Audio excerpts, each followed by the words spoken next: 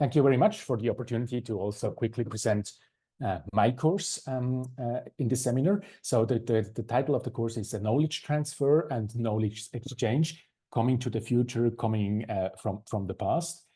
It will be a hybrid course as well in the second half of the course week. And it's really built on the quotation you can see here on the left side by George Santayana, who basically said that those who cannot remember the past are condemned to repeat it. So this is a little bit the foundation where we start. And to give you just, 1 or 2 minutes of background where we are coming from.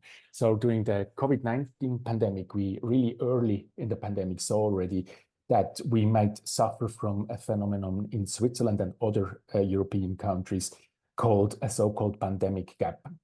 So in Switzerland and other European countries, none of the global pandemics after 1920 have reached the severity of the Spanish flu.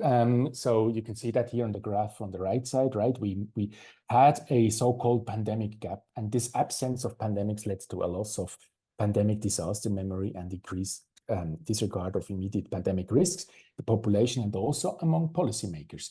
And the way out we proposed back then, 2020, when we published this op-ed here in Swiss Medical Weekly, was to basically making past experience, pandemic experiences accessible again and increase science communication. Just 2 very short examples of what kind of was repeated and now during COVID-19, what we could actually have known if we knew the past better. And this is the Spanish flu, the 2 waves of the Spanish flu 1918 in the canton of Bern. And you see here a first wave. The authorities reacted very quickly and brought the wave under control within a few weeks. But then at the beginning of the second wave, the cantonal authorities initially reacted hesitantly and delegated the responsibility for interventions to municipality. And that was then associated with a lack of containment in the second wave. And similar patterns actually were found again in Switzerland, at least, in the management of the COVID-19 pandemic. Or you don't have to go back 100 years. Actually, experience from more recent health emergencies might also be useful for present day pandemic or health emergency plans. So also during the COVID-19 pandemic, when we faced widespread rejection of COVID-19 vaccination in 2021, some people like Sugarhi and Jama pointed towards the experience we made during the 1990s, when basically first effective HIV treatments sometimes were met with a similar reception as the COVID-19 vaccination at the very beginning, and that we could learn from this experience as well.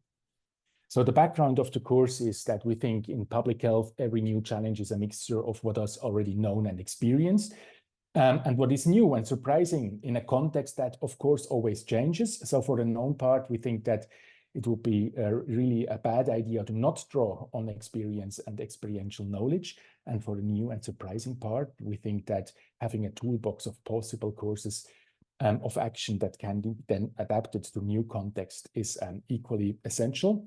And so the ability to draw on experience, if it's 100 years ago or only 5 years ago, and positive or negative, and just history in a broad way, is really essential in the field of public health. But why, and that's the main question of the course a bit, why is it this experiential knowledge not being utilized enough, we think?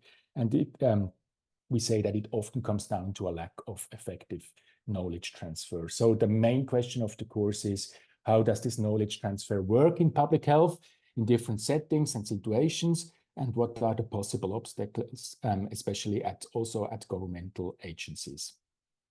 And we also have a lot of overlap with our ongoing Swiss National Science Foundation Science Communication Project we are realizing at the moment. It's called Bridging the Gap, dialogues between scientists and the public, policymakers and journalists about lost pandemics experiences. And in track 2 of this project, we do a lot of stakeholder interviews at the moment. So how does this transfer of knowledge from the past work at the authorities? And by that, we don't mean the Spanish flu. We maybe mean the 2009 pandemic. We also mean the HIV epidemic or pandemic or other health emergencies as well, of course. And so we are developing already now practical guidelines, and we're also testing the benefits of the so-called systemic design framework in this context. So how could we integrate these lessons from the past in a better way in public health planning? So there will be a lot of overlap from the course to this project, also network-wise, but also in terms of knowledge, of course. So what we will be doing in the course now in these 2.5 days, so the experience from the last years really show that the diversity of the participants' backgrounds and experiences is very high.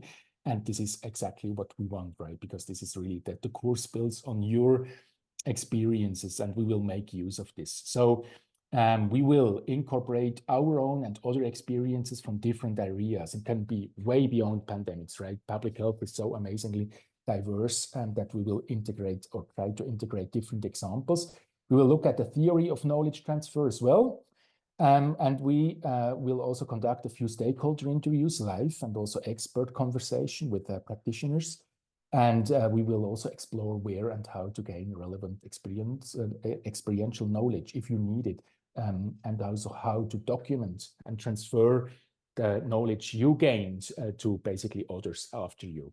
And we will also identify gaps and barriers of knowledge transfer and also best practices. And assessment will be similar to what Marta just presented. We will work very interactively in groups also, and we will also have presentations, short presentations at the very last day. So thank you very much.